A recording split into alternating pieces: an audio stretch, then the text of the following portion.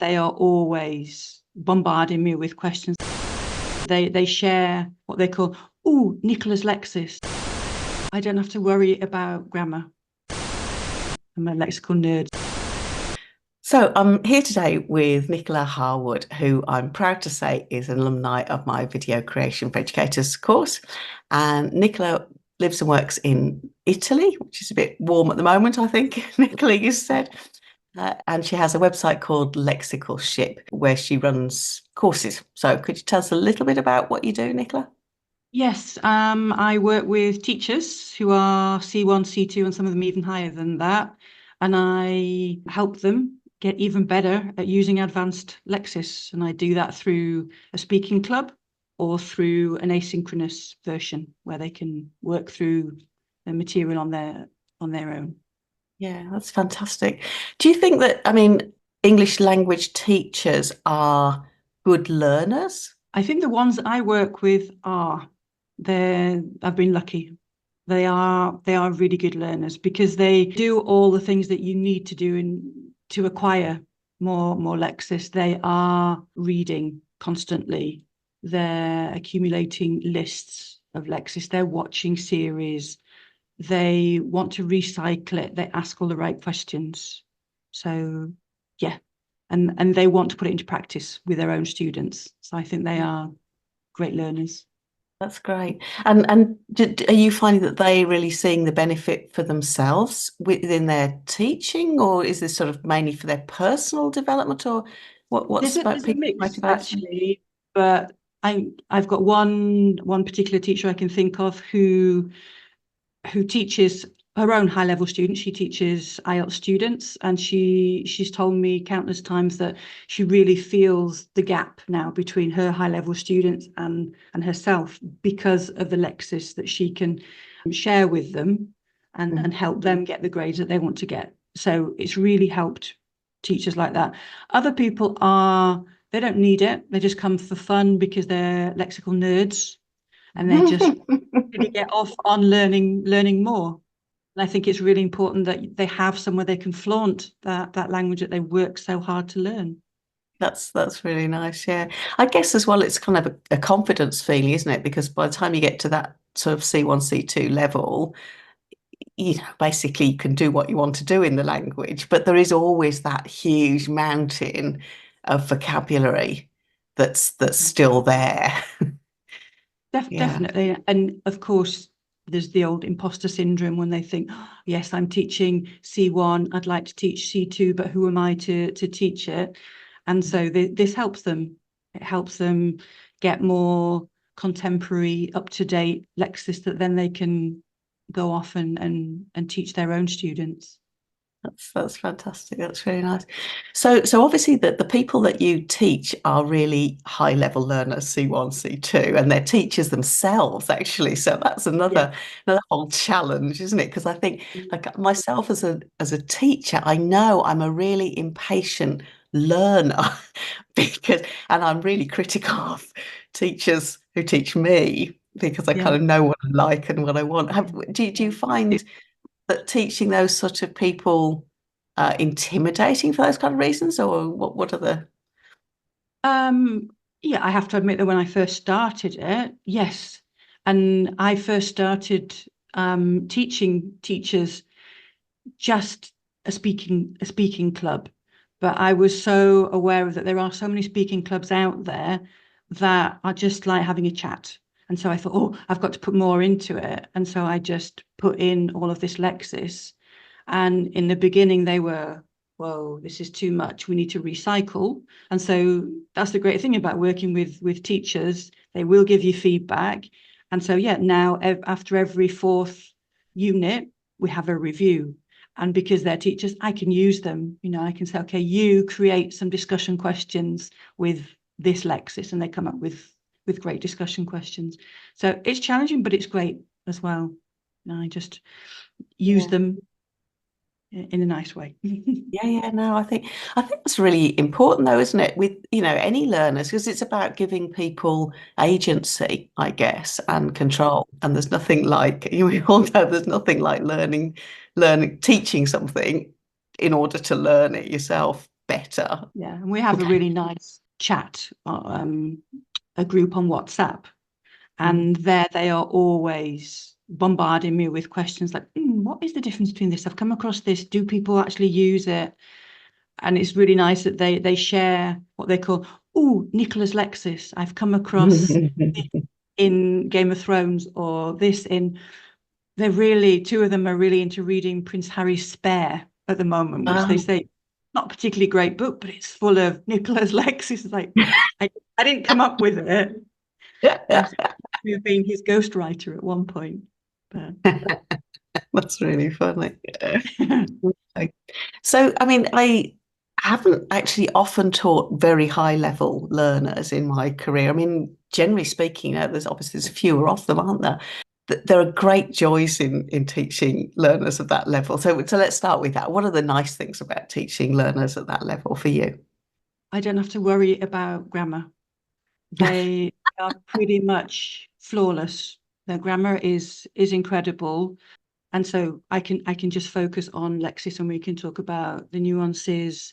We can look at 5 different items that basically have the same meaning, but we can sort them out into formal, informal, more up to date, less up to date, etc.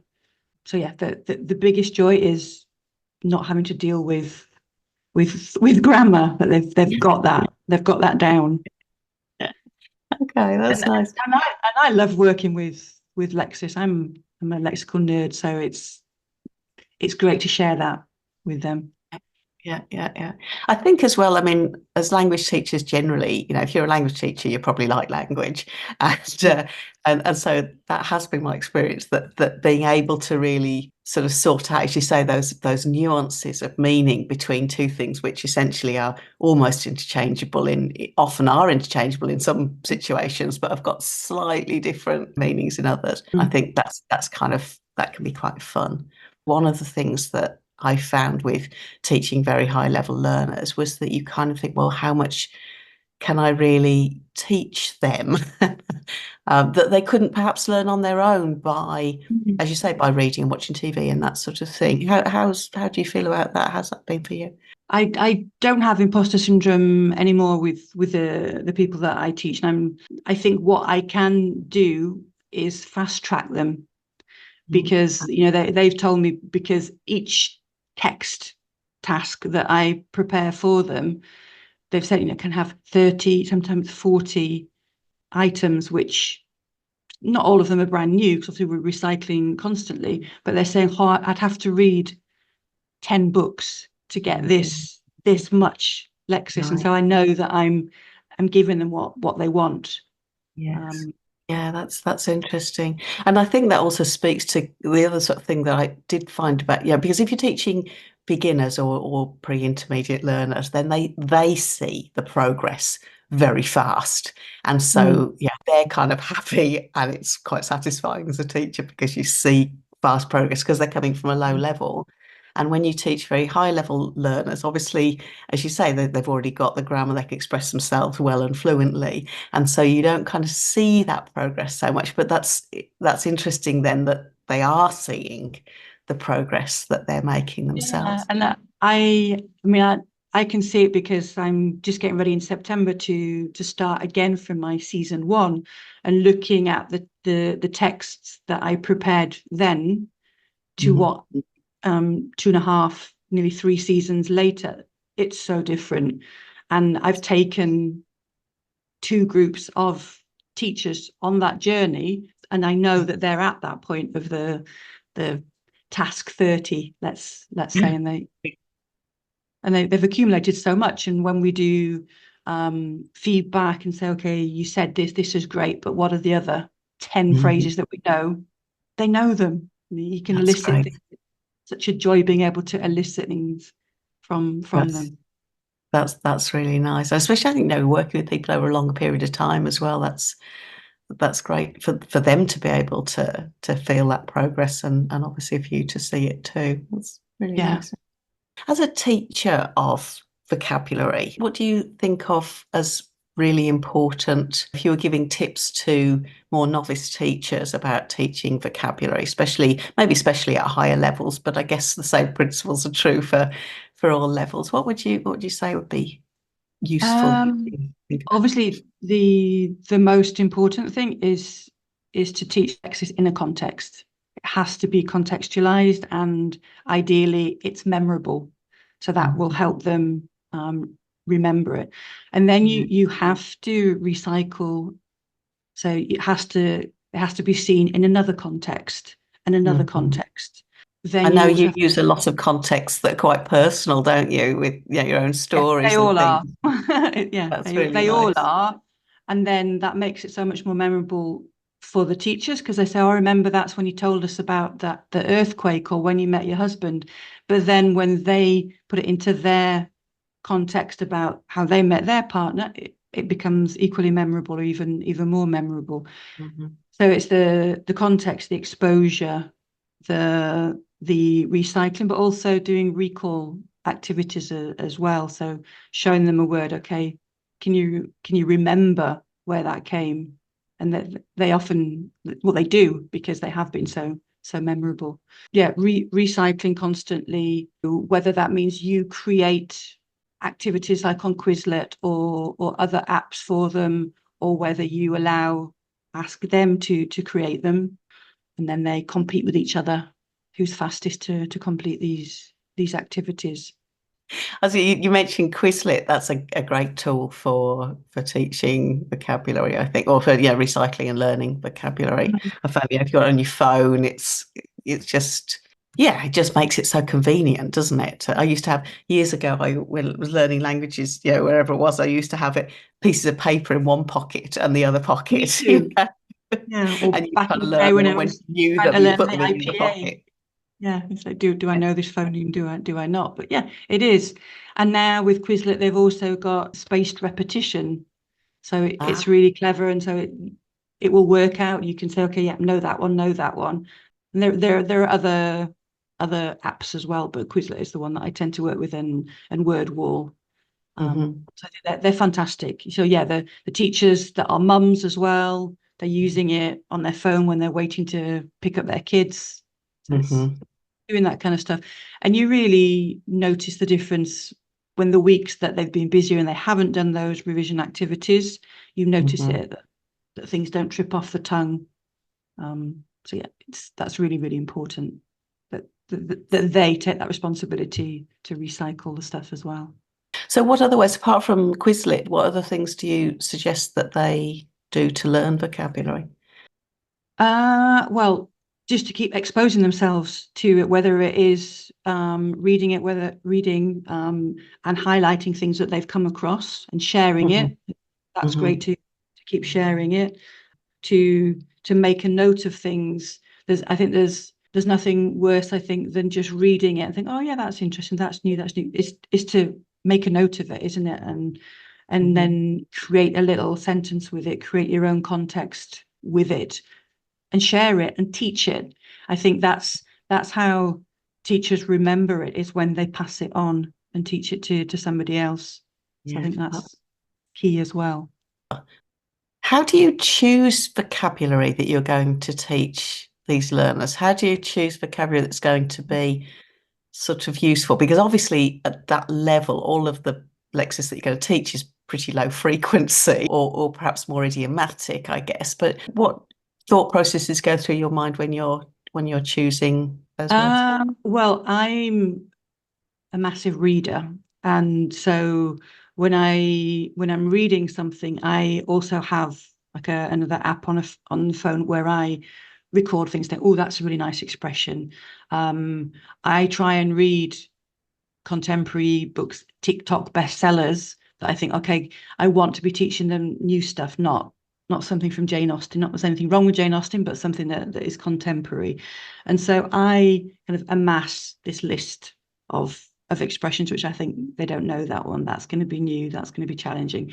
Then when I decide on what task I'm going to do, I have these kind of lists open, and I think, oh yeah, that would be really appropriate if I'm talking about food, that would come in, or I'm talking about relationship, that one. and then stuff just occurs when I'm telling the stories because it's me telling the stories. Yeah, Right. it's a combination of the two things: what the story requires, and then what I found come across, which I think that they would enjoy. Yeah. I think the other thing you mentioned there, which was interesting, is about when you're reading and noting things, because I know, my son learned French and he said he largely learnt it from reading Harry Potter on a Kindle, because Yeah, obviously you can highlight words and save them. And so yeah, he was able to, well, one, he could translate them, and then mm. he could also then had a note of them, which is more difficult Stores when you're stuff, reading doesn't a physical book. I mean, obviously it's possible, but you've got to actually physically write stuff, which, maybe that's a good thing in itself. Maybe the actual writing does help you, but it? Yeah. it, having them all in a big list at the end and them being there and Mm. being recyclable and what have you, and it being perhaps less effort and with a translatable thing. Yeah. I mean, that's another interesting question, is translation. How much store do you set on translation for learning Lexis at any levels, whether that's at high levels or lower levels? What's your feeling on that? I teach in one group. There are all Ukrainians plus one Italian, and yes, that I think the Ukrainians, when they've found like a really idiomatic expression, and they will say, "Oh, how do we say that in our language?" And I don't say, no, no, no, you can't do that. I think it's really interesting when we look at something and they say, "Oh yeah, we say something similar," or and then the Italian lady will say, "Oh yeah, we say that," and that makes it so much more memorable as well Yeah. in to translate it. So no, I've nothing against translating at all. It's just I can't translate it into Ukrainian. Ukrainian. You mean you don't speak fluent Ukrainian? Not C1, yet. 2? Not yet. I kind There of, you go. it's easier with the Italian lady, but not the other nationalities. No. Fair enough. Great. All right, Nicola, it's been a complete pleasure talking to you as always, and thank you for all of that, interesting information about Lexis teaching. And if you want to see what Nicola does, then you can go to lexicalship.com for all that information. Yeah, please Thank you do. very much. Thank you.